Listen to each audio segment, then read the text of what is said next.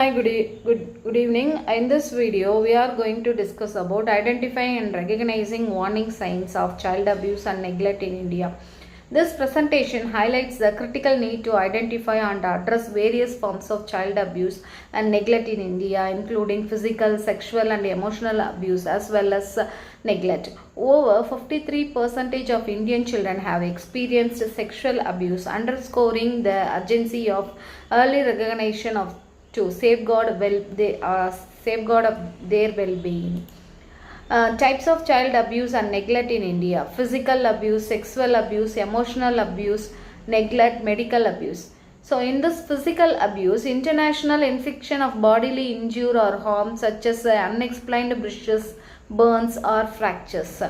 Any sexual act or exploitation including assault, harassment or coercion as defined by POCSO Act 2012 leads to sexual abuse.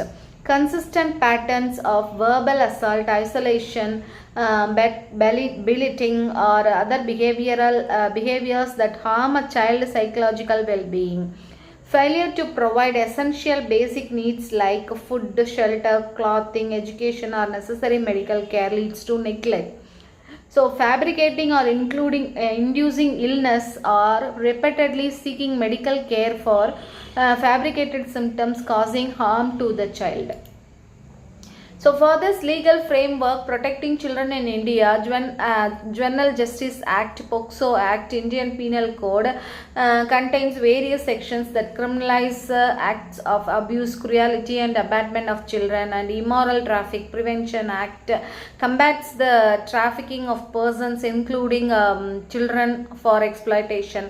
Despite over 250 child protection status, enforcement remains a significant challenge, highlighting the need for stronger implementation.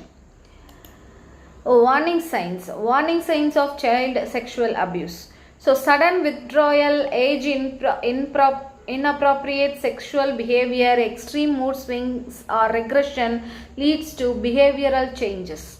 Unexplained pain or bruising in genital or anal areas, difficulty walking or recurrent urinary tract infections lead to physical indicators. Signs of depression, anxiety, panic attacks, disturbed sleep patterns or self-harming behaviors leads to emotional distress. So, sudden unexplained access to money or toys or an intense fear of certain individual or places leads to some other red flags. Behavioral and physical indicators of other abuse types. Unexplained bruises, burns or fractures, injuries inconsistent with the explanation provided by caregivers. Extremely low self-esteem, social withdrawal, severe anxiety or significant decline in school performance. Persistence, poor hygiene, signs of malnutrition, frequent school absences or lack of necessary medical care leads to neglect. Engagement in substance use, aggressive outbursts or running away from home frequently leads to risk-taking behaviors.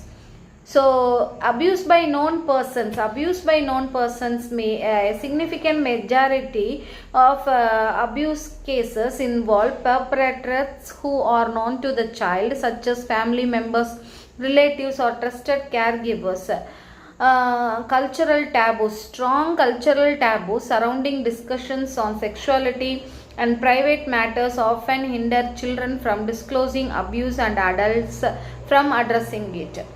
Then next, gender neutral vulnerability. Studies indicate that boys are as vulnerable to child abuse, particularly sexual abuse, as girls, challenging traditional perceptions.